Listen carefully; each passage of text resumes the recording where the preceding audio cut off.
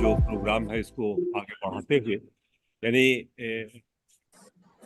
तालीम की जो अहमियत है भी उजागर हुई और वो उम्मत अ, जिसके हम लोग उम्मत हैं जो पाक सल्लल्लाहु अलैहि वसल्लम की जो उनकी जो पहली वही आई और सूरह अलक की जो आयत पढ़ी इन्होंने इक़रा बिस्मिक रब्बिक, उस उम्मत का भी फिलवक्त क्या हाल है इसको उजागर करने के लिए एक छोटा सा प्रेजेंटेशन है 10 मिनट का, मैं वो देने जा रहा हूँ।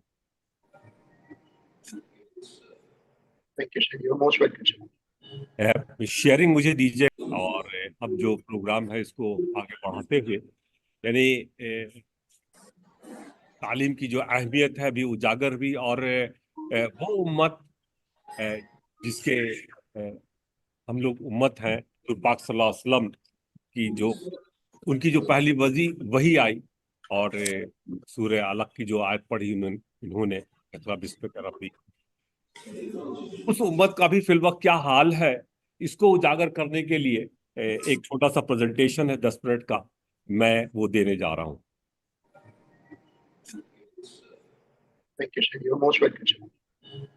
शेयरिंग मुझे दीजिए और अब जो प्रोग्राम है इसको आगे बढ़ाते हुए यानी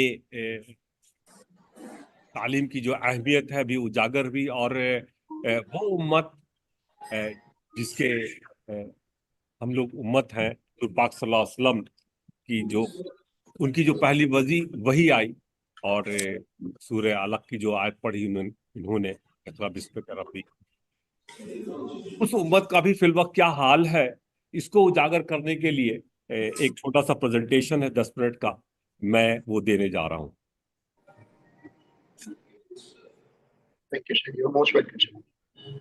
शेयरिंग मुझे दीजिए और अब जो प्रोग्राम है इसको आगे बढ़ाते हुए यानी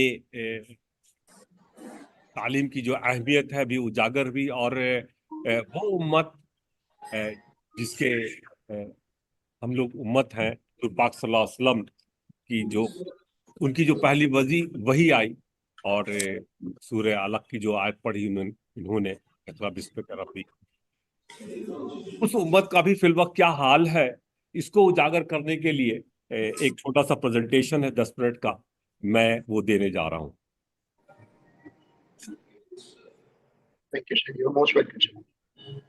शेयरिंग मुझे दीजिए और अब जो प्रोग्राम है इसको आगे बढ़ाते हुए यानी तालीम की जो अहमियत है भी उजागर हुई और वो उम्मत अ, जिसके हम लोग उम्मत हैं जो पाक सल्लल्लाहु अलैहि वसल्लम की जो उनकी जो पहली वही आई और सूरह अलक की जो आयत पढ़ी इन्होंने इक़रा बिस्मिक रब्बिक, उस उम्मत का भी फिलवक्त क्या हाल है इसको उजागर करने के लिए एक छोटा सा प्रेजेंटेशन है 10 मिनट का, मैं वो देने जा रहा हूँ।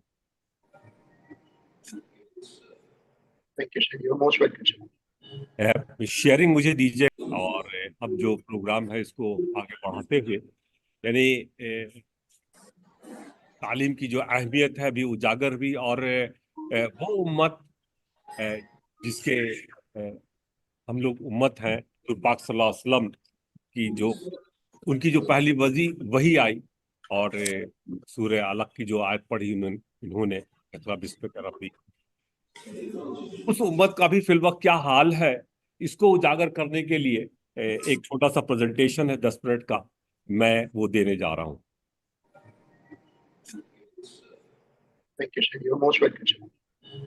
शेयरिंग मुझे दीजिए और अब जो प्रोग्राम है इसको आगे बढ़ाते हुए यानी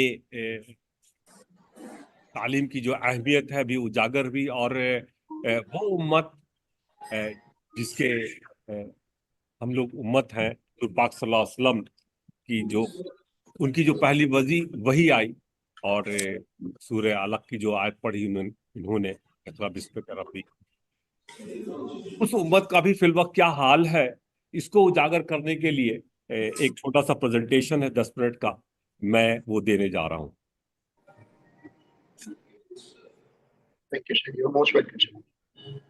शेयरिंग मुझे दीजिए और अब जो प्रोग्राम है इसको आगे बढ़ाते हुए यानी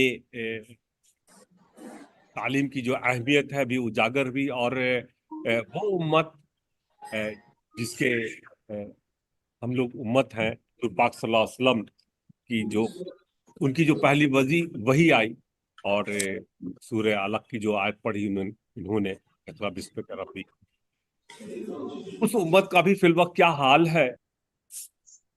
Great. It's come. Good. हो गया, इट्स ओके, चल आई गो Yes, ahead. sir. Yes, sure, sir. Yes, sir. ये देखिए, ये एक मेरी पहली स्लाइड है। ये स्लाइड ये नीति आयोग की स्लाइड है, और इस नीति आयोग में उन्होंने ये दिखाया कि मुख्तलिफ स्टेट्स में कितने % आबादी बिलो पॉवर्टी लाइन है। मैं यहाँ पे ये दिखाना चाहता हूँ कि भाई, यानी कि educational backwardness leads to economical backwardness. इसी को हाईलाइट करते हुए मैंने यहाँ पे ये इस स्लाइड को यहाँ लगाया है, इसलिए कि अगर आप देखें तो ये बिहार की मेजॉरिटी ऑफ आबादी, वो ऑलमोस्ट 52% जो है बिलो पॉवर्टी लाइन है। क्यों? क्योंकि मेजॉरिटी यहाँ लिखना पढ़ना नहीं जानती है। इसके बरक्स अनफॉर्चुनेटली अगर आप देखें कि साउथ के जो स्टेट्स हैं, जैसे जैसे आप नीचे जाएंगे तो वहां पे चूंकि लिटरेसी है, लिहाजा जैसे कि केरला है, केरला में ऑलमोस्ट जो है 97-98% लिटरेसी है, लिहाजा वहां कितने % लोग बिलो पॉवर्टी लाइन है? Not even 1%। So it goes hand in hand.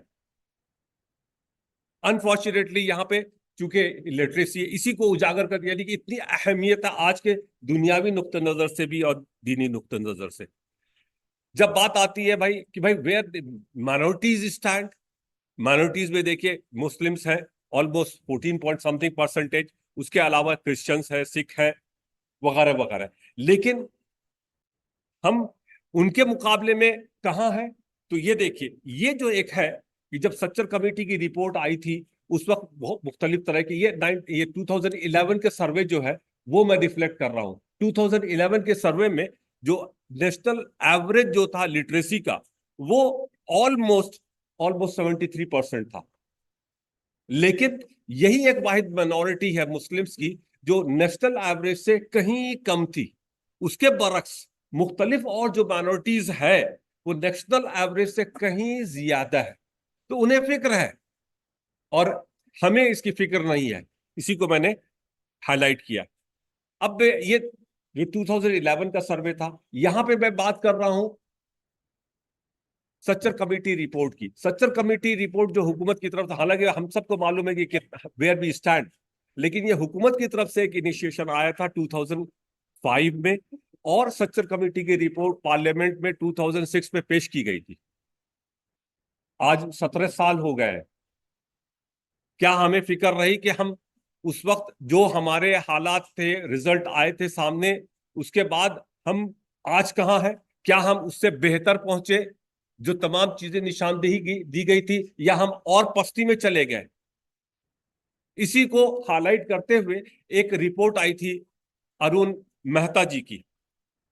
वो अरुण मेहता जी की रिपोर्ट अभी चंद महीने पहले आई है, 2023 के 3rd क्वार्टर में आई थी। वो चौंकाने वाली रिपोर्ट है, और मैं कुछ स्लाइड्स उसकी शेयर करूंगा आपसे। जब उन्होंने वो रिपोर्ट डाली तो मुख्तलिफ लीडिंग न्यूज़पेपर्स ने उसको कवर किया। One of the newspaper is Hindu, और उन्होंने ये क्लियर किया कि 2020-2021 में compare to last year 1.79 lakh Muslims जो हैं कहीं कम आए हैं हायर स्टडीज में। यानी कि हम एजुकेशन में हायर स्टडीज में कम हो गए। हायर स्टडीज में क्यों कम हो गए? क्योंकि जब हम लोअर लेवल पे नहीं रहेंगे, फिर तो हम कहां से आ सकते हैं? इनकी रिपोर्ट देखिए, ये शेयर ऑफ मुस्लिम इन्वॉल्वमेंट वो हाईलाइट कर रहे हैं कि प्राइमरी में हम कहां थे, अपर प्राइमरी में कहां थे, सेकेंडरी में कहां थे। अगर आप प्राइमरी के ऊपर गौर करें तो ये 2021-22 में हमारा इनरोलमेंट कम हुआ है। किसके मुकाबले में?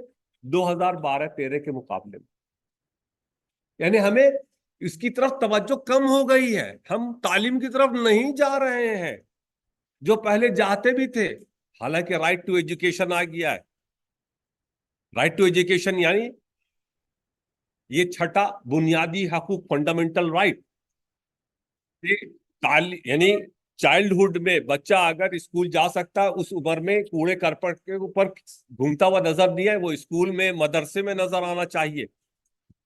उसके बावजूद हमारी इनरोलमेंट कम हो रही है, और जब कम होती है तो अपर प्राइमरी में जाते जाते आधी हो जाती है।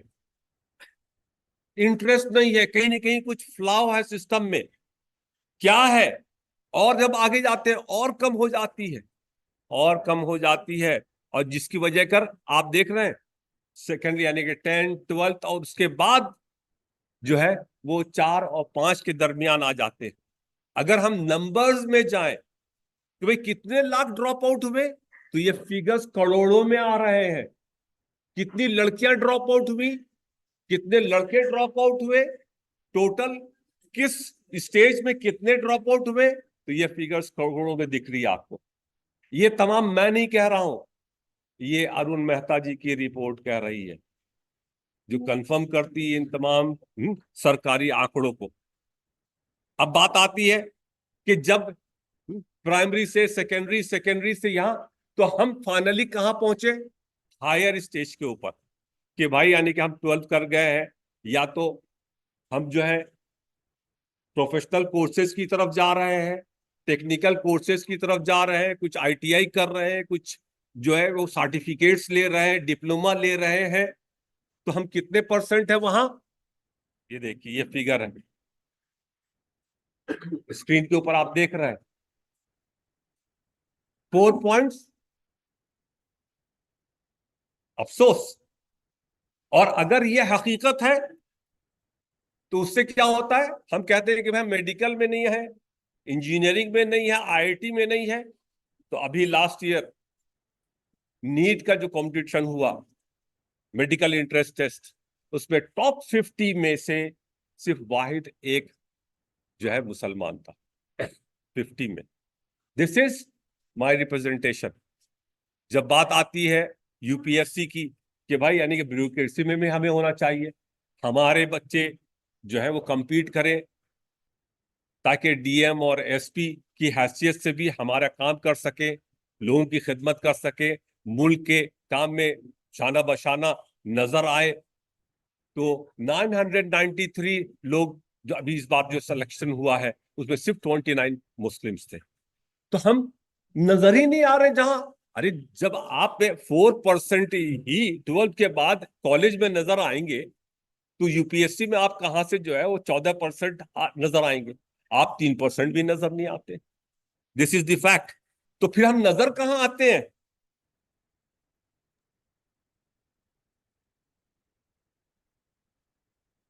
बड़े अफसोस के साथ कहना पड़ रहा है। ये देखिए फिगर स्क्रीन के ऊपर, आज के तारीख में तकरीबन 40 से 50% जिस्म फरोशी में, प्रोस्टिट्यूशन में हमारे घर की, हमारी बहन, हमारी बेटियां, भले ही नाम बदल करके हो, वो मजबूर हैं। अगर बात आती है कि कितने लोग सजा काट रहे हैं, तो ये तमाम आंकड़े जो हैं मुख्तलिफ अखबारों के मैं कोट कर रहा हूं। हमारी परसेंटेज अभी आपने देखी सेंसस 2011 में 14 पॉइंट समथिंग है, लेकिन जेल में डबल है, और अंडर ट्रायल्स 55% है। हम हिंदुस्तान में आज हर चौथा आदमी भिखारी है, भीख मांगता है, गुर्बत है, तालीम नहीं है।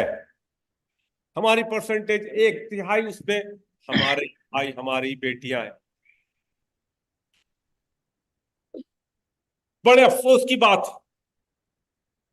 कि हम कर क्या रहे हैं फिर, तो हम पान बेचते हैं, हम ई रिक्शा चलाते हैं, टेम्पो चलाते हैं, मुटिया का काम करते हैं, ठेला उठाते हैं। ये है हमारी हकीकत। अगर हमारी हकीकत ये है तो हिंदुस्तान के सन के नीचे, अंडर द इंडियन सन, हम कहां से अपना इज्जत के साथ सर उठा सकते हैं?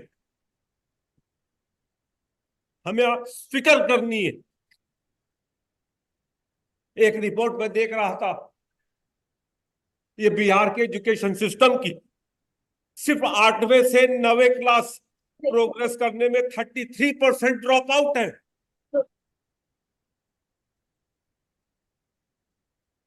बहुत सारी वजह हो सकती है। कहीं ना कहीं एजुकेशन सिस्टम के ऊपर सवालिया निशान है। वो चाहिए कि हमारे इलाके में स्कूल नहीं है, मदरसे नहीं है, चाहे सरकारी हो चाहे प्राइवेट हो। अगर है तो जितने टीचर्स की जरूरत है उतने नहीं है, और जो हैं तो वो भी प्रोफेशनल और ट्रेंड नहीं है। हम कहां से तवक्को करें कि वो तरबियत, वो तालीम, वो सलाहियत वाले बच्चे, उनका फ्यूचर वैसा शाइन करते हुए निकले? वहां पे तो इंफ्रास्ट्रक्चर की कमी है। जहां खास करके जो बच्चियां हैं, जहां वो 7वें 8वें 9वें में आने लग जाती, माँ बाप डरने लग जाते हैं। वो कहते हैं माहौल बहुत खराब है, स्कूल दूर है, को एजुकेशन है। लड़कियों के लिए तो अलग से टॉयलेट तक नहीं है, घर में बैठो। ये तमाम वजह हैं जिसकी वजह के ये ड्रॉप आउट्स हैं। याद आया कुछ आपको? हमने कहा भाई हमारे ही पास अपने स्कूल हो जाते, जो हमारे घर के बच्चियां इस तरह से फेस नहीं करते। कुछ याद आया? छोटे बच्चे को तमाचा लग रहा है।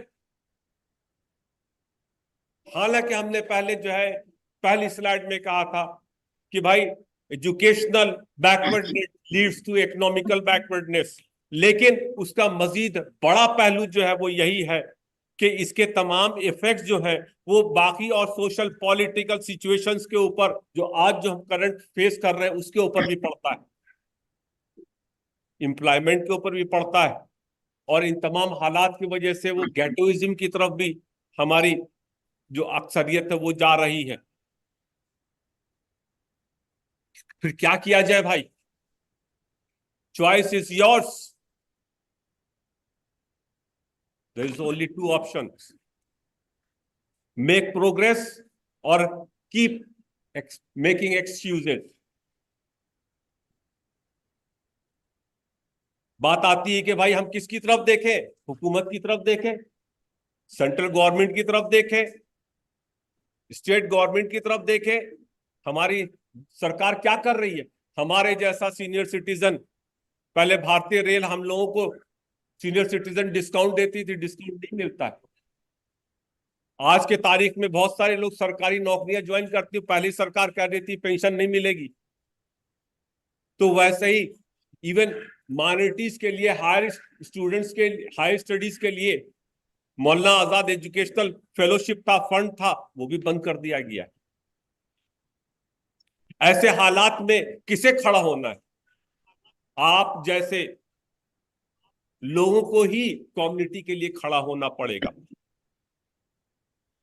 हमारे जो भी साथ है उन सबको आगे इसके ऊपर फिक्र करनी होगी, बढ़ना होगा, कुछ सोचना होगा कि हमें किस तरह से अपनी स्ट्रैटेजी डेवलप करनी, सिचुएशन को चेंज करना है। सूर्य रायत की एक आयत है और ये वाजे कर देता अल्लाह कुरान के अंदर, surely Allah does not change the condition of the people until they change their own condition. It's better to light a candle than curse the darkness.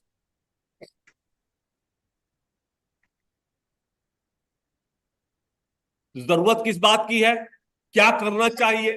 अगर हम इसके ऊपर फिक्रमंद होते हैं, हम मिलते हैं, जुड़ते हैं, तो हमें सबसे पहले तो तालीम की अहमियत, जो अभी यानी रब्बी से स्टार्ट हुई और आज हमारे सामने हर तरह से ये कंफर्म होता है कि अगर हमने जो है आज भी तालीम की अहमियत को उजागर नहीं किया, एक दूसरे के लिए खड़े नहीं हुए,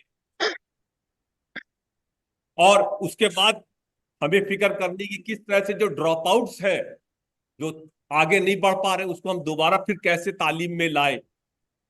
मदरसे के बच्चे जो निकल रहे हैं लेकिन उनके पास अंग्रेजी, मैथ, साइंस की तालीम नहीं है, कैसे उनको हम जो है यानी मेन स्ट्रीम में ला करके और फिर उनको जो है यानी कि आगे की स्टडीज की तरफ जा सके।